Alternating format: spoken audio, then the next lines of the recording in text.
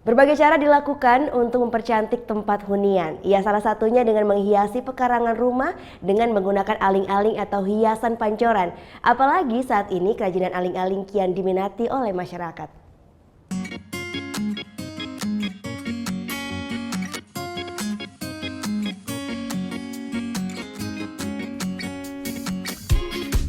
Aling-aling atau hiasan pancoran yang biasa dipasang di pekarangan rumah kian diminati masyarakat. Daerah penghasil aling-aling berada di Desa Dharmasaba, Kecamatan Abian, Semal, Badung. Aling-aling atau hiasan pancoran dibuat dari batu paras khas Bali yang dibentuk sedemikian rupa. Proses pengerjaan seperti mencetak hingga finishing membutuhkan waktu hingga 4 hari. Motif aling-aling berisi patung Dewa Ganesha paling banyak dicari. Dalam sehari motif ini dapat terjual sebanyak 20 buah.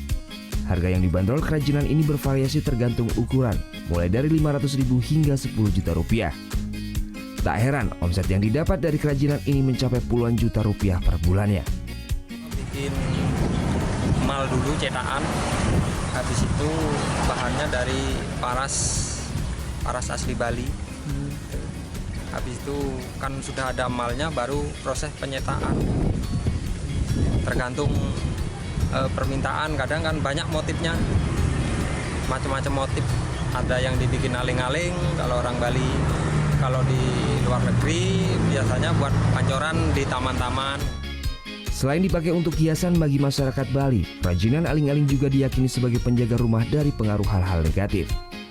Di sebelah kiri itu kan di tempat masuk rumah itu, di depan.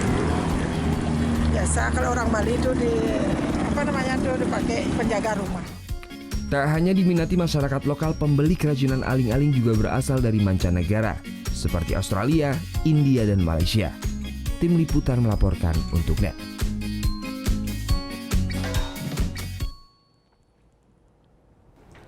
Thank you. Udah selesai nonton beritanya? Jangan pergi dulu dong. Subscribe dulu dan nonton tayangan lainnya di sini. Subscribe, nonton lagi. Subscribe, nonton lagi.